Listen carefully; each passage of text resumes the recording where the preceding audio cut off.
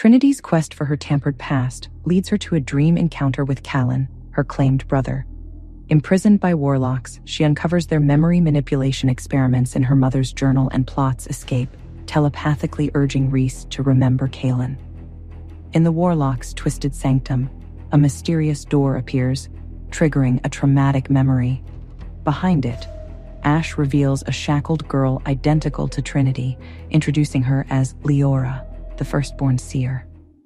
What makes Liora the firstborn Seer, and how does she connect to Trinity? Why were Trinity and Callan separated, and what did the Warlocks do? Will Trinity trust Ash's reveal of her lookalike? How does the triggered memory link to her mother's journal and the Warlocks? Can Trinity still escape and expose the Warlocks with this new revelation? Trinity stared at Liora, her heart pounding. There was something unnervingly familiar about the girl. Leora's eyes held a reflection of something Trinity had lost, not just her past, but a connection to the part of herself she couldn't quite remember. "Liora," Trinity whispered, her voice trembling. What? What are you doing here?" Liora didn't answer.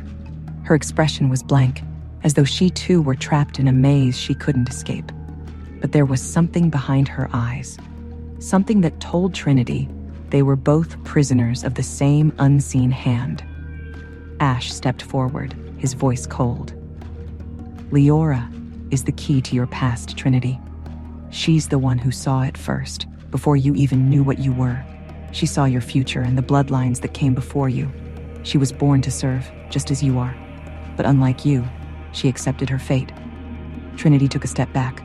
The words stung. She wasn't a servant. She wasn't anyone's tool to use. "I am more than this." "You think you're different, don't you?"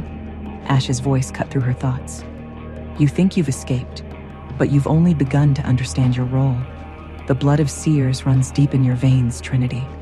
And soon, you'll understand just how connected you are to everything." Leora's lips trembled, but she said nothing.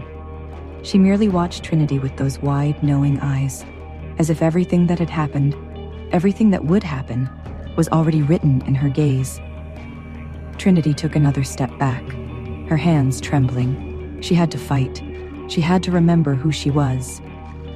"Where am I?" she asked, her voice barely a whisper. "What do you want from me?" Ash smiled, his expression a twisted mask of satisfaction. "We want what's ours." Before Trinity could react, the room shifted again. The shadows grew longer and the walls seemed to close in, surrounding her. Her mind screamed for release. "I have to get out." The flickering light of her sigils on her wrists pulsed, and for a moment, she thought she saw her mother's face. But it was gone before she could focus on it. "I won't forget you." The world twisted again, but this time, it was different. The darkness receded like the tide, revealing something beyond the walls of the chamber, something beautiful and terrifying. Trinity felt herself drawn toward it, her footsteps echoing on the cold stone floor. Liora remained behind her, motionless as ever.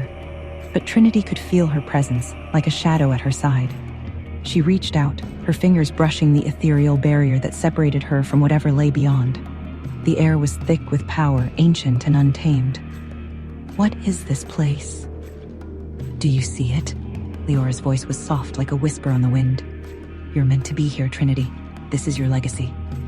Trinity's heart skipped a beat. "No, this can't be." "Look again," Liora interrupted. "This is the veil, the boundary between worlds, between what is and what could have been. This is where our kind draws power." Trinity's pulse quickened. "Our kind?" Leora's eyes darkened. "The Seers like me, like you." Trinity shook her head. "I'm not like you. I don't belong here."